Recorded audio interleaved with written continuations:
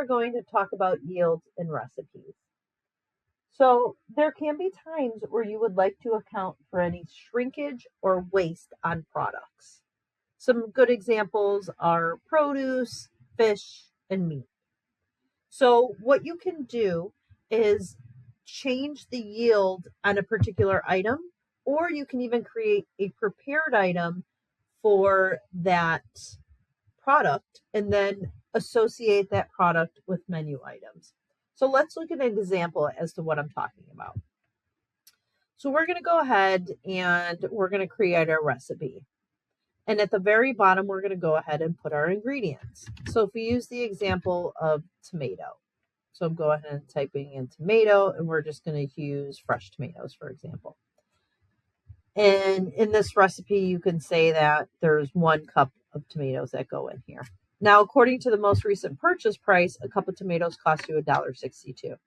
However, with tomatoes, you cut the ends off, you throw those away, and maybe you want to account for that waste. So you can go ahead and change that yield from 100% to 90% if that's what that tomato yields with those ends off. And you're going to see your cost goes up to $1.80.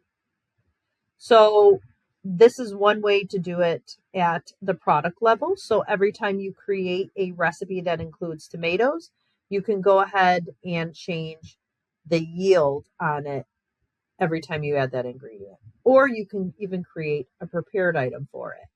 So let's go back to the example of beef. So we could do beef or brisket, right? When you have the brisket, you cut the fat off, you cook it, and you get a shrinkage. So you want to account for that yield. So I'm going to go ahead and just use a beef pismo as an example. So what we're going to do is we're going to create a prepared item for this pismo so that every time we add this beef pismo into our menu item, it takes that yield into account. So what I'm going to do at the top is I'm going to say pismo beef prep. We're going to go ahead and we'll just add it into our batch recipe and recipe type, and then we're just going to say it yields a batch. And then we're going to say 1 pound is in this. And again, we're going to show you, according to the most recent purchase price, that 1 pound of beef pismo does cost you $16.34. However, when we trim the fat off, when we cook it, we actually only get an 80% yield out of this. So you're going to see when I change it to 80%, the cost now goes to $20.42. So I'm going to go ahead and save this as a prepped recipe. Now, the nice thing about me creating a prepared item for this is that every time we want to use that product, that pismo beef, in any of our items, it's going to take into account that yield. So say, for example, we're creating a menu item, and on our dish, we have asparagus, we have mashed potatoes, and we have that beef on there. So when we account for that, we're going to, name it, fill all this in. And at the bottom, we're going to add all our ingredients. So again, let's look for beef.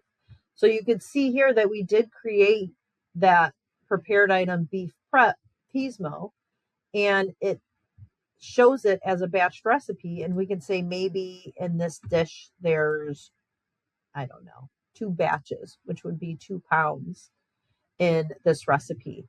So again, this now takes into account that yield that we created. If we were to just use the raw product here and we say 2,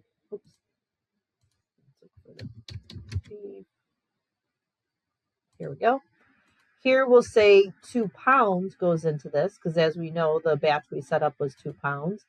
You're going to see that the raw product itself is costing you $32.68, not accounting for that yield. But when we created that batch recipe with that yield in it, that cost for 2 pounds of the pismo is now $40.85. So this is how you would account for waste, again, or shrinkage in your products. And you can just do it at the product level every time you create a recipe, or you can create a prepared item with that yield. And then every time you use that prepared item, that yield is taken into effect.